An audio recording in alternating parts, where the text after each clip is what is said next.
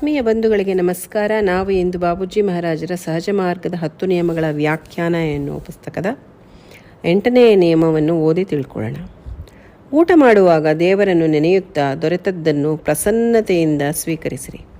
ಶುದ್ಧ ಹಾಗೂ ಪವಿತ್ರ ಗಳಿಕೆಯ ಕಡೆಗೆ ಲಕ್ಷ್ಯವಿರಲಿ. ಈ ನಿಯಮದಲ್ಲಿ ಅಡಕವಾದ ತತ್ವಜ್ಞಾನವು ಭೌತಿಕತೆಯಿಂದ ಆರಂಭವಾಗಿ ನಾವು ಮುಟ್ಟಬೇಕಾದ ಅಂತಿಮ ಸ್ಥಿತಿಯಲ್ಲಿ ಕೊನೆಗಾಣುವುದು. ಪ್ರಸನ್ನತೆಯ ಸ್ಥಿತಿಯು ಕೆಳಗಿನ ಸ್ತರಗಳ ಮೇಲೆಯೂ ತನ್ನ ಪರಿಣಾಮ ಬೀರಿ ಅವನ್ನೆಲ್ಲ ಶುದ್ಧಗೊಳಿಸುವುದು. ಈ ಸ್ಥಿತಿಯು ದೈವಿ ಸ್ಥಿತಿಗೆ ಸಮೀಪದ್ದೆಂದು ಹೇಳಿದರೆ ತಪ್ಪಾಗದು. ಈ ಬಗ್ಗೆ ವಿಚಾರ ಮಾಡುವುದೆಂದರೆ ಗುರಿಯನ್ನು ಲಕ್ಷ್ಯದಲ್ಲಿರಿಸಿಕೊಂಡಂತೆಯೇ. ಅರ್ಥಾತ್ ನಮ್ಮ ಆರಂಭದ ಬಿಂದು ಯಾವುದೆಂದರೆ ಅದರ ನಂತರ ಇರುವುದೇ ತತ್ಪದ. ಇದು ನಿಸರ್ಗವೇ ನೇಯ್ದಂತಹ ಹಾಸು ಹೊಕ್ಕಾಗಿದೆ. ನಾವು ಇದನ್ನು ನಿಸರ್ಗದ ಭೌತಿಕ ಅಂಶವೆಂದು ಕರೆಯಬಹುದು. ಭೌತಿಕತೆ ಎಂಬುದು ಹೆಸರಿಗೆ ಮಾತ್ರ. ಅದು ನಮ್ಮ ಶುದ್ಧವಾದ ನಿಜ ಸ್ವರೂಪವನ್ನೇ ಪ್ರಕಟಗೊಳಿಸುತ್ತದೆ. ಭೌತಿಕತೆ ಎಂಬ ಪದವು ಅದರ ಸಂಕೇತವಾಗಿದೆ, ಏಕೆಂದರೆ ಮಾನವನ ತರ್ಕಕ್ಕೆ ನಿಲುಕುವುದು ಅದೇ. ಪ್ರಾಯಃ ಜನರು ಅದನ್ನು ಮಾಯೆಯ ಆವರಣವೆಂದು ತಪ್ಪಾಗಿ ಭಾವಿಸಬಹುದು, ಆದರೆ ಅದು ಆ ಸ್ಥಿತಿಯನ್ನು ಸರಿಯಾಗಿ ಸೂಚಿಸಲಾರದು. ನಿಜವಾಗಿ ಈ ಸ್ಥಿತಿಯು ಇಡೀ ಮಾಯಾವರಣವನ್ನು ವ್ಯಾಪಿಸಿಕೊಂಡಿದೆ. ನಾವು ಊಟ ಮಾಡುವಾಗ ಈ ವಿಚಾರವನ್ನು ಲಕ್ಷ್ಯಕ್ಕೆ ತೆಗೆದುಕೊಳ್ಳುವುದರಿಂದ ನಮ್ಮ ಮುಂದಿರುವ ಆಹಾರದ ಮೇಲೂ ಅದರ ಪರಿಣಾಮವಾಗುವುದು. ಮುಂದೆ ಅದು ನಮ್ಮ ಶರೀರವನ್ನು ಸೇರಿ ನರಗಳಲ್ಲಿ ವ್ಯಾಪಿಸತೊಡಗುವುದು. ಹೊರಗಿನಿಂದ ತೆಗೆದುಕೊಳ್ಳುವ ಪದಾರ್ಥದ ಉಪಯೋಗವನ್ನು ನಾವು ಅದೆಷ್ಟು ಚೆನ್ನಾಗಿ ಮಾಡಿಕೊಂಡೆವು. ಇದರಿಂದ ನಮ್ಮ ಶರೀರದ ಪರಮಾಣುಗಳು ಪವಿತ್ರವಾಗುವವು. ಈ ರೀತಿ ನಮ್ಮ ವಿಚಾರದ ಪ್ರಭಾವವು ಆಹಾರದೊಡನೆ ಬೆರೆತು ನಮ್ಮ ಶಾರೀರಿಕ ಹಾಗೂ ಆಧ್ಯಾತ್ಮಿಕ ಸ್ವಾಸ್ಥ್ಯ ವರ್ಧನೆಗೆ ಸಹಾಯ ಮಾಡುವುದು. ಪ್ರಾಣಶಕ್ತಿಯು ಎಲ್ಲ ಕಡೆಗೂ ವ್ಯಾಪಿಸಿರುವುದರಿಂದ ಯಾವ ವಸ್ತುವು ಅದರಿಂದ ಹೊರತಾಗಿಲ್ಲ. ಅದು ಆಹಾರದ ಒಳಗೂ ಹೊರಗೂ ಇರುವುದು. ನಾವು ಅದರ ಮೇಲೆ ನಮ್ಮ ವಿಚಾರ ಶಕ್ತಿಯ ಆಘಾತವನ್ನುಂಟು ಮಾಡಿದಾಗ, 2 ಕಲ್ಲುಗಳನ್ನು ತಿಕ್ಕಿದಾಗ ಕಿಡಿಗಳು ಹುಟ್ಟುವಂತಹ ಸ್ಥಿತಿ ಉಂಟಾಗುವುದಾದರೂ ಅದು ಬೇರೆಯಾಗಿದ್ದು ಶುದ್ಧವಾಗಿರುವುದು. ಸತ್ಯದೊಂದಿಗಿನ ನಮ್ಮ ಸಂಬಂಧದಿಂದ ಯಾವುದು ನಿಷ್ಪನ್ನವಾಗುವುದೋ ಅದೇ ನಮ್ಮನ್ನು ಪರಮಾತ್ಮನವರೆಗೆ ಒಯ್ಯಬಲ್ಲದು, ಏಕೆಂದರೆ ಅದಕ್ಕಿಂತ ಕೆಳಗಿನ ಸ್ತರಗಳಲ್ಲಿ ಈ ಸಾಮರ್ಥ್ಯವಿರುವುದಿಲ್ಲ. ಮಾನವ ಕಲ್ಪನೆಯು ಅಲ್ಲಿಯವರೆಗೆ ಮುಟ್ಟುವುದಿಲ್ಲ. ನಾವು ಅನಂತದವರೆಗೆ ಮುನ್ನಡೆಯಲು ಇದು ದಾರಿ ಮಾಡಿಕೊಡುವುದು. ಈಗ ನಾವು ಆಹಾರದ ಮೇಲೆ ಶುದ್ಧತೆಯ ವಿಚಾರದ ಆಘಾತವನ್ನು ಕೊಟ್ಟಾಗ ಆ ಕಿಡಿ ನಮ್ಮನ್ನು ಅಂತಿಮ ಸ್ಥಿತಿಯ ಸಮೀಪದ ಸ್ತರಕ್ಕೆ ಒಯ್ಯುವುದು. ಈ ಪ್ರಕಾರ ನಾವು ಮಾರ್ಗದ ಬಹುಭಾಗವನ್ನು ಕ್ರಮಿಸುವೆವು. ಇಲ್ಲಿ ಬಾಬೂಜಿ ಮಹಾರಾಜರು ಏನು ಹೇಳ್ತಾ ಇದ್ದಾರೆ, ಊಟ ಮಾಡುವಾಗ ದೇವರನ್ನು ನೆನೀತಾ ದೊರೆತದ್ದನ್ನು ಪ್ರಸನ್ನತೆಯಿಂದ ಸ್ವೀಕರಿಸಿರಿ. ಶುದ್ಧ ಹಾಗೂ ಪವಿತ್ರ ಗಳಿಕೆಯ ಕಡೆಗೆ ಲಕ್ಷ್ಯವಿರಲಿ ಅಂತ. ಆದರೆ ಪ್ರಸ್ತುತ ಪರಿಸ್ಥಿತಿ ತದ್ವಿರುದ್ಧವಾಗಿದೆ ಅಂತ ಹೇಳಬಹುದು. ಯಾಕೆಂದರೆ ಊಟ ಮಾಡುವಾಗ ಬಹುತೇಕ ಜನ ಮಾಡುವಂಥ ಕೆಲಸ ಏನು ಅಂದರೆ TV ನೋಡೋದು, ಅಥವಾ ವಾಟ್ಸಪ್ನಲ್ಲಿ ಬಂದಿರೋ ಮೆಸೇಜ್ಗಳನ್ನು ನೋಡೋದು, ಅಥವಾ ಮತ್ತಾವುದಾದರೂ ಒಂದು ವಿಷಯದ ಬಗ್ಗೆ, ಮಾಹಿತಿಯ ಬಗ್ಗೆ ಇರುವಂಥ ಚಿತ್ರಣವನ್ನು ನೋಡ್ತಾ ಇರುವಂಥದ್ದು. ಅದು ನೋಡ್ತಾ ನಾವು ಊಟ ಮಾಡ್ತೇವೆ. ಸಾಮಾನ್ಯವಾಗಿ ಈಗ ಅದೇ ಎಲ್ಲ ಕಡೆನೂ ನಡೆದುಬಿಟ್ಟಿದೆ. ಹಾಗೂ ಇನ್ನು ಶುದ್ಧ ಹಾಗೂ ಪವಿತ್ರ ಗಳಿಕೆ ಕಡೆ ಲಕ್ಷ್ಯ ಇರಲಿ ಅಂತ ಬಾಬೂಜಿ ಹೇಳಿರುವಂಥದ್ದು ಇದ್ದಾರೆ. ಆದರೆ ಎಲ್ಲೋ ಕೆಲವರು ಬಹಳ ಅಪರೂಪವಾಗಿರುವಂಥದ್ದು ಆಗಿದೆ. ಸಮಾಜದಲ್ಲಿ 70ರಿಂದ 80% ಅಪವಿತ್ರವಾದಂತಹ ಗಳಿಕೆ ಕಡೆನೇ ಲಕ್ಷ್ಯ ಹೆಚ್ಚು ಕೊಡ್ತಾರೆ. ಇದು ಸರ್ವಸಾಮಾನ್ಯ ಆಗೋಗಿದೆ. ಇದು ಯಾರಿಗೂ ಅದರ ಒಂದು ಭೀತಿಯಾಗಲಿ, ಭಯ ಆಗಲಿ, ಪಾಪದ ಒಂದು ಅರಿವಾಗಲಿ ಯಾರಿಗೂ ಇಲ್ಲ ಅಂತ ಹೇಳ್ಬೋದು. ಯಾಕೆ ಅಂದರೆ ಒಂದು ವೇಳೆ ಇದ್ರೂ ಅದೆಲ್ಲೋ ಒಳಗಡೆ ಇದೆ. ಆದರೆ ಹಣ ಗಳಿಸ್ಬೇಕು ಅನ್ನೋಂಥ ಒಂದು ದುರಾಸೆ ಏನಿದೆಯಲ್ಲ, ಅದೇ ಎಲ್ಲವನ್ನು ಮುಚ್ಚಿಟ್ಟು ಇಂಥ ಒಂದು ಅಶುದ್ಧವಾದಂತಹ ಅಪವಿತ್ರವಾದಂತಹ ಗಳಿಕೆ ಕಡೆಗೆ ಮನುಷ್ಯನನ್ನು ಕೊಂಡೊಯ್ತಾ ಇದೆ. ಅದಕ್ಕೆ ಬಾಬೂಜಿ ಮಹಾರಾಜರು ಈ ನಿಯಮ ಯಾಕೆ ಹಾಕಿದ್ದಾರೆ ಇದರೊಳಗೆ ಅಡಕಾಗಿರುವಂಥ ತತ್ವಜ್ಞಾನ ಏನು ಅಂತ ಹೇಳ್ಬಿಟ್ಟು ನಮಗೆ ವಿವರವಾಗಿ ತಿಳಿಸ್ಕೊಟ್ಟಿದ್ದಾರೆ. ಈ ನಿಯಮದೊಳಗೆ ಅಡಕವಾಗಿರುವಂಥ ತತ್ವಜ್ಞಾನ ಭೌತಿಕತೆಯಿಂದ ಆರಂಭ ಆಗತ್ತೆ, ಹಾಗೂ ನಾವು ಮುಟ್ಟಬೇಕಾಗಿರುವಂಥ ಅಂತಿಮ ಸ್ಥಿತಿಯೊಳಗೆ ಕೊನೆಗಾಣುತ್ತೆ. ನೋಡಿ, ಎಂಥ ಒಂದು ಆಧ್ಯಾತ್ಮಿಕ ರಹಸ್ಯ ಜ್ಞಾನ ಇದರಲ್ಲಿ ತುಂಬಿದೆ ಅಂತ ಹೇಳಿಬಿಟ್ಟು ನಾವು ತಿಳ್ಕೊಬೇಕಾಗಿದೆ. ಯಾಕೆಂದರೆ ಪ್ರಸನ್ನತೆಯ ಒಂದು ಸ್ಥಿತಿ ಏನಿದೆಯಲ್ಲ, ಅದು ಕೆಳಗಿನ ಸ್ತರಗಳ ಮೇಲೆ ಕೂಡ ಅದರ ಪರಿಣಾಮ ಬೀರಿ ಅವನ್ನೆಲ್ಲ ಶುದ್ಧಗೊಳಿಸ್ತದೆ. ಈ ಸ್ಥಿತಿ ದೈವಿ ಸ್ಥಿತಿಗೆ ಸಮೀಪದ್ದೆಂದು ಹೇಳಿದರೆ ತಪ್ಪಾಗಲಿಕ್ಕಿಲ್ಲ ಅಂತ ಹೇಳ್ತಾ ಇದ್ದಾರೆ ಬಾಬೂಜಿ ಮಹಾರಾಜರು. ಈ ಬಗ್ಗೆ ವಿಚಾರ ಮಾಡೋದು ಅಂದರೆ ಗುರಿಯನ್ನು ಲಕ್ಷ್ಯದಲ್ಲಿ ಇರಿಸ್ಕೊಂಡಂತೆ ನಾವು.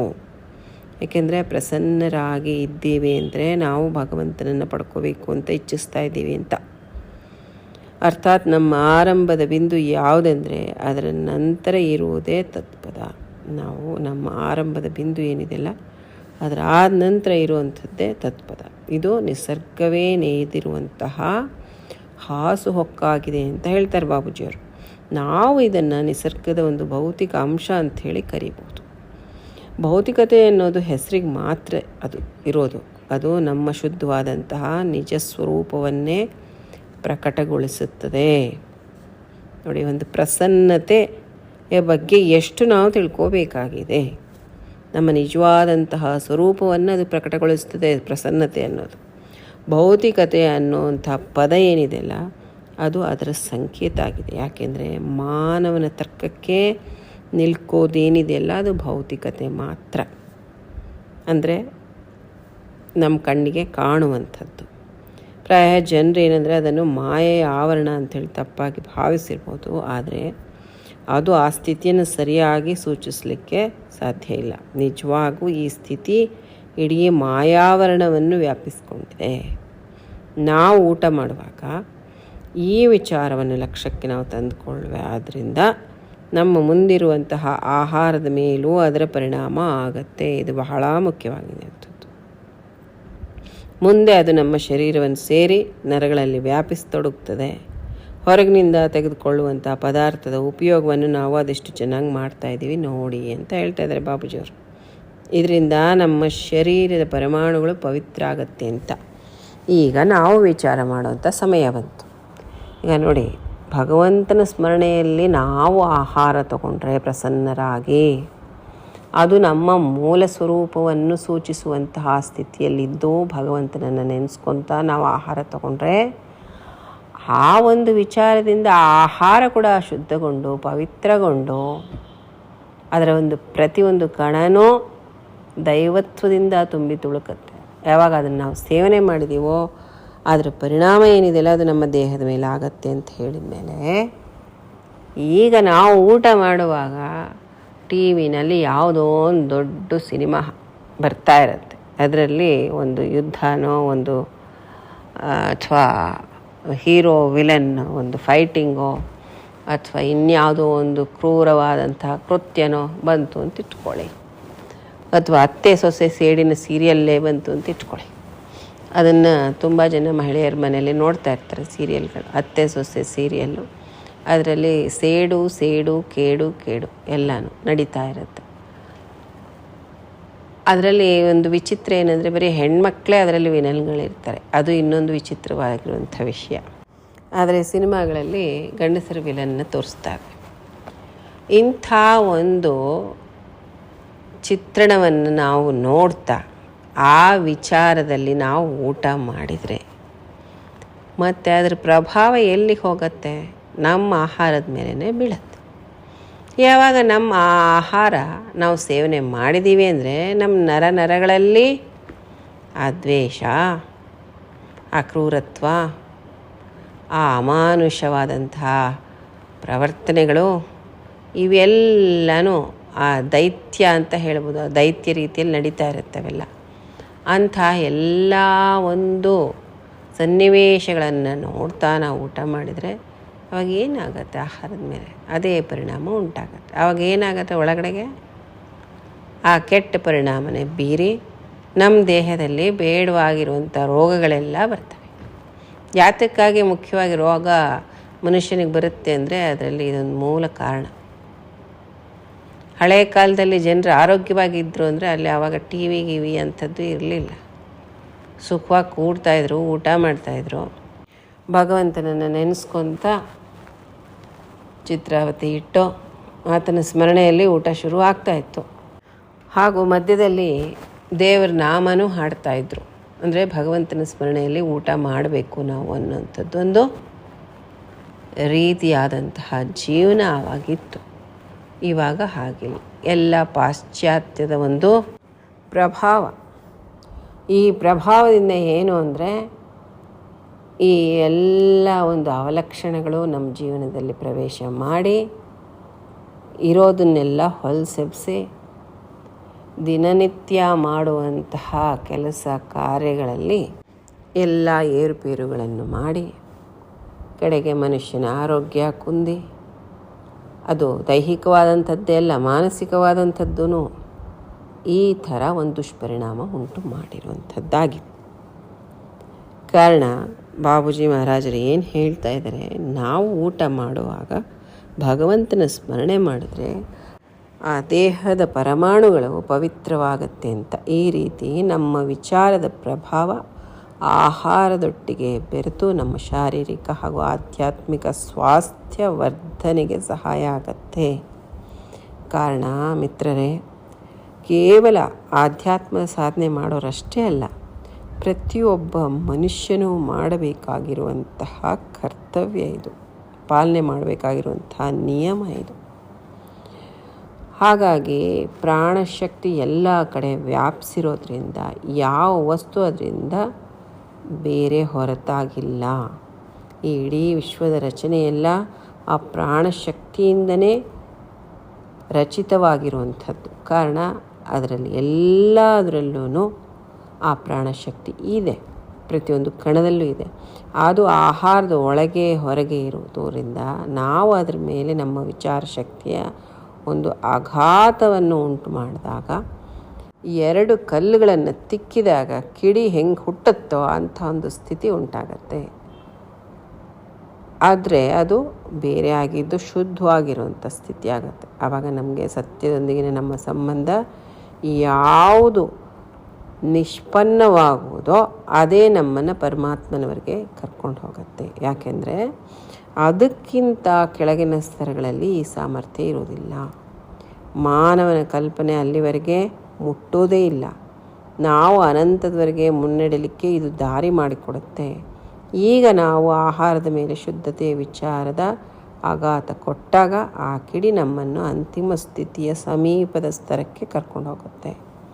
ಈ ಪ್ರಕಾರ ನಾವು ಮಾರ್ಗದ ಬಹುಭಾಗ ಕ್ರಮಿಸ್ತೇವೆ ಅಂತ ಹೇಳ್ತಾರೆ. ನೋಡಿ ಎಷ್ಟು ನಮಗೆ ಆಹಾರ ಅನ್ನೋದು ಆಧ್ಯಾತ್ಮದ ಮಾರ್ಗದಲ್ಲಿ ಸಹಾಯ ಆಗತ್ತೆ. ಆ ಸೇವನೆ ಮಾಡುವಂತಹ ರೀತಿ ಏನಿದೆಯಲ್ಲ, ಯಾವಾಗಾದರೆ ಆ ಪವಿತ್ರತೆಯ ಭಾವನೆ, ಆ ಪ್ರಸನ್ನತೆ ಅನ್ನೋಂಥ ಒಂದು ಸ್ಥಿತಿಯಿಂದ ನಾವು ಊಟ ಮಾಡಿದ್ರೆ ನಮ್ಮ ಒಂದು ಹಾದಿ ಸುಗಮ ಆಗಿಬಿಡತ್ತೆ ಅಂತ. ಇದಕ್ಕೆ ನಾನು ನನ್ನದೇ ಆದಂತಹ ಒಂದು ಅನುಭವಪೂರ್ವಕವಾದಂಥ ಒಂದು ವಿಷಯವನ್ನು ನಿಮ್ಮ ಹತ್ರ ಹಂಚ್ಕೊಳ್ಳಿಕ್ಕೆ ಇಷ್ಟಪಡ್ತೇನೆ.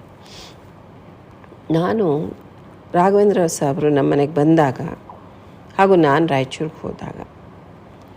ರಾಯಚೂರಿಗೆ ಹೋದಾಗಿಂತಲೂ ಜಾಸ್ತಿ ನಮ್ಮ ಮನೆಗೆ ಬಂದಾಗ ಅಂತ ಹೇಳ್ಬೋದು. ಯಾಕೆಂದರೆ ರಾಯಚೂರಲ್ಲೇ ಅವ್ರು ಊಟ ಮಾಡ್ಬೇಕಾದ್ರೆ ನಾವು ಆ ಕಡೆ ಹೋಗ್ತಾ ಇರಲಿಲ್ಲ, ತಟ್ಟೆಯಲ್ಲಿ ಬಡಿಸ್ಬಿಟ್ಟು ಈ ಕಡೆ ಬಂದುಬಿಡ್ತಾಯಿದ್ದೆ. ಆದರೆ ನಮ್ಮ ಮನೆಗೆ ಅವ್ರು ಬಂದಾಗ ಅವ್ರಿಗೆ ಬಡಿಸ್ಬಿಟ್ಟು ಅಲ್ಲೇ ನಿಂದಿರ್ತಾಯಿದ್ದೆ ನಾನು, ಅವ್ರಿಗೆ ಮತ್ತೇನಾದರೂ ಬೇಕೇನು ಅಂತ. ಅವರು ಊಟದ್ದು ಹೇಗಿತ್ತು ಅಂದರೆ, ಒಂದು ಸರಿ ಅವ್ರ ತಟ್ಟೆಯಲ್ಲಿ ಏನಾದರೂ ಬಡಿಸಿದ್ರೆ ಆಯಿತು, ಮತ್ತಿರ್ಗ ಅವ್ರೇನು ಮತ್ತೆ ಕೇಳ್ತಾನೇ ಇರಲಿಲ್ಲ. ಇನ್ನೊಂದು ಸರಿ ಇದು ಬೇಕು. ನಾವುಗಳಾದರೆ ಏನು ಮಾಡ್ತೇವೆ, ಸ್ವಲ್ಪ ಚೆನ್ನಾಗಿದೆ ರುಚಿಯಾಗಿದೆ ಅಂದರೆ ಇನ್ನೊಂದು ಸೌಟ್ ಹಾಕ್ಕೊಂಡು ಊಟ ಮಾಡ್ತೇವೆ. ಆದರೆ ಅವರು ಆ ಥರ ಊಟ ಮಾಡ್ತಾ ಇರಲಿಲ್ಲ. ಅವ್ರ ತಟ್ಟೆಲಿ ಏನು ಬಡಿಸಿ ಕೊಟ್ಟಿರ್ತಾರೋ ಅಷ್ಟು, ಅವ್ರಿಗೇನಾದ್ರು ಹೆಚ್ಚಾದರೆ ಮಾತ್ರ ನನಗೆ ಮೊದಲೇ ತೆಗೆದುಬಿಡ್ತಾಯಿದ್ರು, ಇಷ್ಟೊಂದು ಅನ್ನ ಬೇಡ ನನಗೆ ಅಂತ ಹೇಳಿಬಿಡ್ತಾಯಿದ್ರು. ಹೆಚ್ಚಾದರೆ ಮಾತ್ರ ತೆಗಿತಿದ್ರು, ಇಲ್ಲಾಂದರೆ ಅದಷ್ಟು ಏನು ಹಾಕ್ಕೊಟ್ಟಿರ್ತೀವೋ ಅಷ್ಟೇ, ಮತ್ತಿನ್ನೊಂದು ಸರಿ ಕೇಳ್ತಾ ಇರಲಿಲ್ಲ. ಹಾಗಾಗಿ ನಾವೇನು ಮಾಡ್ತಾಯಿದ್ವಿ, ಭಾಳ ಎಚ್ಚರಿಕೆ ವಹಿಸ್ತಾಯಿದ್ವಿ. ಅವ್ರಿಗೆ ಬಡಿಸ್ಬೇಕಾಗಿರೋದು ಏನೇನಿದೆ ಎಲ್ಲ ಬಡಿಸಿದ್ದೀವ ಇಲ್ಲ ಅಂತ ಮೊದಲಿಗೆ ನೋಡ್ಬಿಟ್ಟು ತಟ್ಟೆಯಲ್ಲಿ, ಆಮೇಲೆ ತಟ್ಟೆ ತೊಗೊಂಡೋಗಿ ಟೇಬಲ್ ಮೇಲೆ ಇಡ್ತಾಯಿದ್ವಿ. ಆಮೇಲೆ ಅಲ್ಲಿ ನಿಂತ್ಕೊಂಡು ನಾನು ಅಬ್ಸರ್ವ್ ಮಾಡ್ತಾಯಿದ್ದೆ ರಾಘವೇಂದ್ರ ಅವರು ಊಟ ಮಾಡೋದನ್ನು. ಅವರು ಅದು ಊಟದ ಥರ ಮಾಡ್ತಾನೇ ಇರಲಿಲ್ಲ, ಅದು ಒಂದು ಪೂಜೆ ಥರ ಮಾಡ್ತಾಯಿದ್ರು ಅವರು. ನಂಗೆ ಅವಾಗ ಅನ್ನಿಸ್ತು, ಇವರು ಊಟನೂ ಪೂಜೆ ಥರ ಮಾಡ್ತಾರಲ್ಲಪ್ಪ, ಏನಿದು ಅಂತ ಹೇಳ್ಬಿಟ್ಟು ಆಶ್ಚರ್ಯ ಅನ್ನಿಸ್ತಿತ್ತು. ಅವರು ಒಂದು ಸರಿ ತಟ್ಟೆಯಲ್ಲಿ ನೋಡಿದ್ದಾರೆ ಅಂದರೆ ಆ ಊಟ ಮುಗಿಯೋವರೆಗೂ ಮಾತೇ ಆಡ್ತಾ ಇರಲಿಲ್ಲ. ಹೆಚ್ಚಾಗಿ ಭಾಳ ಕಡಿಮೆ ಪ್ರಸಂಗಗಳಲ್ಲಿ ಅವರು ಮಾತಾಡಿರ್ಬೋದು. ಅಂದರೆ ನಮ್ಮ ಹಿರಿಯ ಪ್ರಶಿಕ್ಷಕರಾದಂಥ ರೆಡ್ಡಿ ಸಾಹೇಬರು ಅಥವಾ ವಿಠಲರಾವ್ ಸಾಹೇಬರು ಇಂಥವ್ರು ಯಾರಾದರೂ ಬಂದಾಗ ಅವರೊಟ್ಟಿಗೆ ಊಟಕ್ಕೆ ಕೂತಾಗ ಅವ್ರುಗಳೇನಾದರೂ ಮಾತಾಡಿದರೆ ಇವರು ಉತ್ತರ ಕೊಟ್ಟಿರ್ಬೋದು. ಅಷ್ಟು ಬಿಟ್ಟರೆ ಊಟಕ್ಕೆ ಕೂತಾಗ ಮಾತ್ರ ಅವರು ಬಹಳ ಮೌನವಾಗಿ ಬಾಬೂಜಿ ಮಹಾರಾಜರು ಏನು ಈ ನಿಯಮ ಹೇಳಿದಾರಲ್ಲ ಇದನ್ನು ಅಪ್ಪಟವಾದಂಥ ರೀತಿಯಲ್ಲಿ ಅವರು ಪಾಲನೆ ಮಾಡ್ತಾಯಿದ್ರು ಅಂತ ಹೇಳೋ ಅಥವಾ ಅಳವಡಿಸ್ಕೊಂಡಿದ್ರು ಅಂತ ಹೇಳೋ ಅಥವಾ ಅವ್ರ ಸ್ಥಿತಿನೇ ಹಾಗಿತ್ತು ಅಂತ ಹೇಳಬೇಕು. ಹೀಗಿತ್ತು ಅವರು ಊಟ ಮಾಡುವಂಥ ವಿಧಾನ. ಅದು ನೋಡಿದ್ರೆ ನಂಗೆ ಅನ್ನಿಸ್ತಾ ಇತ್ತು, ನಾನೇವಾಗ ಕಲಿತೀನಪ್ಪ ಈ ಥರ ಊಟ ಮಾಡೋದು ಅಂಥೇಳಿ ಅನ್ನಿಸ್ತಾ ಇತ್ತು ನನಗೆ.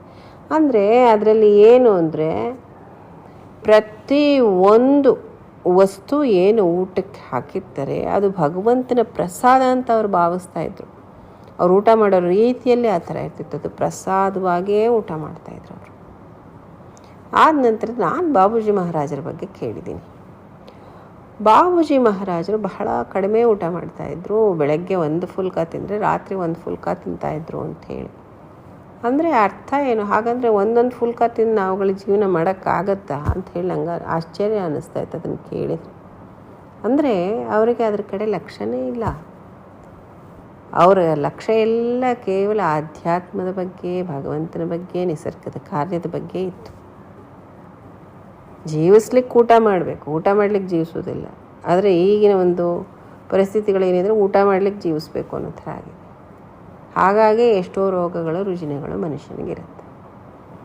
ಹಾಗೆ ಬಾಬೂಜಿ ಮಹಾರಾಜರದ್ದು ಆ ಒಂದು ಫುಲ್ಕ ಒಂದು ಪಲ್ಯ ಅಷ್ಟು ತಿಂದರೆ ಮುಗೀತು. ಅಂದರೆ ಅದು ಎಷ್ಟೊಂದು ಸರಳವಾದಂತಹ ಜೀವನ ಬಾಬೂಜಿ ಮಹಾರಾಜರು ಜೀವಿಸ್ತಾಯಿದ್ರು.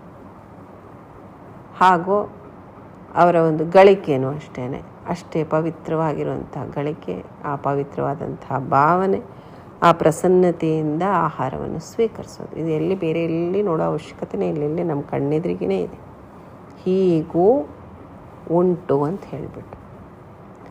ಕಾರಣ ಮಿತ್ರರೇ, ಇದು ಬರೀ ನಾವು ಕೇಳಿಬಿಟ್ಟು ಸತ್ಸಂಗದಲ್ಲಿ ಚೆನ್ನಾಗಿದೆ ಅಂತ ಅಂದ್ಕೊಂಡು ಅಲ್ಲಿಗೆ ಆಗೋಯ್ತು ಅಂತನ್ನೋ ಥರ ಅಲ್ಲದೆ ಪ್ರತಿಯೊಂದು ನಿಯಮವನ್ನು ನಮ್ಮ ಜೀವನದಲ್ಲಿ ನಾವು ಅಳವಡಿಸ್ಕೊಳ್ಳೋಂಥ ಪ್ರಯತ್ನ ಮಾಡಬೇಕು ಅನ್ನೋದೇ ಬಾಬೂಜಿ ಮಹಾರಾಜರ ಒಂದು ಕಳಕಳಿಯ ವಿನಂತಿ. ಅದಕ್ಕೆ ಬಾಬೂಜಿಯವರು ಇಷ್ಟೆಲ್ಲ ಬರೆದಿದ್ದಾರೆ. ಯಾತಕ್ಕೆ ಅಂದರೆ ನಾವೆಲ್ಲ ಈ ಥರ ಆಗಬೇಕು ಅನ್ನೋದು. ಅದಕ್ಕೆ ನಾವು ಹಿಂದೆ ಒಂದು ನಿಶ್ಚಯ ಮಾಡ್ಕೋಬೇಕು, ನಮ್ಮ ಜೀವನವನ್ನು ಈ 10 ನಿಯಮಗಳ ಥರ ರೂಪಣೆ ಮಾಡ್ಕೋಬೇಕು ಅನ್ನೋದು. ಇಲ್ಲಿಗೆ ಈ ಸತ್ಸಂಗ ಮುಗಿಸೋಣ. ಮತ್ತಷ್ಟು ವಿಷಯಗಳನ್ನು ಬರೋ ಸತ್ಸಂಗದಲ್ಲಿ ತಿಳ್ಕೊಳ್ಳೋಣ. ಅಲ್ಲಿವರೆಗೂ ನಮಸ್ಕಾರ.